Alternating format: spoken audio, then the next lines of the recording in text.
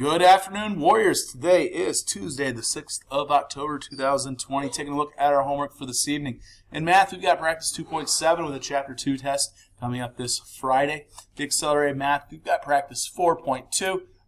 Both or all sets of math classes have extra credit number 2 due this Friday. In science, regular science has got the density practice, as well as the accelerated class has a structure of matter assignment. And social studies, the citizen of my home reflection is due by Friday. Please remember that with Mr. Canfield, for the next 3 days, you'll be meeting in the library for social studies class to take the gifted screening test. All right, so make sure that we are doing that. In language arts, we've got our letter to our writing bully. Let's make sure that we go and get our letter done. In literature, we've got AR goal is due this Friday, October 9th. You had since August to get to this. We got 3 days left to meet our goal.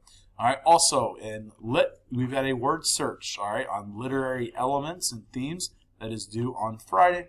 For Mrs. Music, there is no homework in CLL or CNL and FCS. It's gonna be it for this Tuesday. Everyone, take care, and we'll see you tomorrow.